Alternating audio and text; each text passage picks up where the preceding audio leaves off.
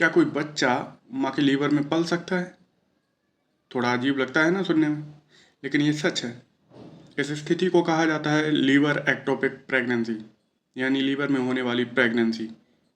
ये सामान्य स्थिति से बिल्कुल हट के प्रेगनेंसी है, क्योंकि सामान्य स्थिति के अंदर जो प्रेगनेंसी होती है फैलोपियन ट्यूब से होकर यूटेरस में स्थापित होती है, जिसके बाद बच्चा वहाँ पे ग्रो करता है।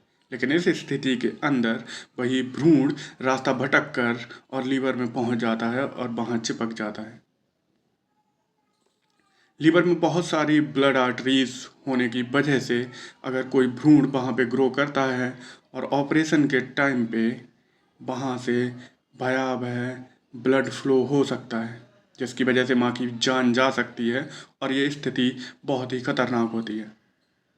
स्थिति का अंदाज़ा आप इस हिसाब से लगा सकते हैं कि पूरी दुनिया के अंदर अभी तक 20 to 29 केसेस रजिस्टर किए गए हैं, वो भी एब्डोमेन एक्टोपिक प्रेगनेंसी के, जिसका सबसे भयानक रूप है लीवर एक्टोपिक प्रेगनेंसी। अभी हाल ही में यूपी के बुलंदशहर में ये मामला सामने आया, जिसमें इंडिया का पहला लीवर एक्टोपिक प्रेगनेंसी का केस रजिस्टर किया गया। वो तो भला हो डॉक्टरों का कि मेडिकल सर्जरी से उन्होंने माँ की जान को बचाया, अन्यथा की स्थिति में ये इतनी भयावह कंडीशन है, स्थिति है, जिसके अंदर माँ को बचाना बहुत ज़्यादा मुश्किल हो जाता है, बहुत ज़्यादा ब्लड फ्लो होने की वजह से। इस स्थिति को आइडेंटिफाई करना बहुत ही ज़्यादा मुश्किल होता है, क्योंकि आपको बाकी सारे सिम्टम्स दिखाई दे रहे होते हैं एक महिला होने के नाते। जो बच्चा पल रहा है पेट में, उसके बाद जो लक्षण आते हैं उनके, लेकिन उसके बावजूद भी आपके पेट में बच्चा नहीं होता।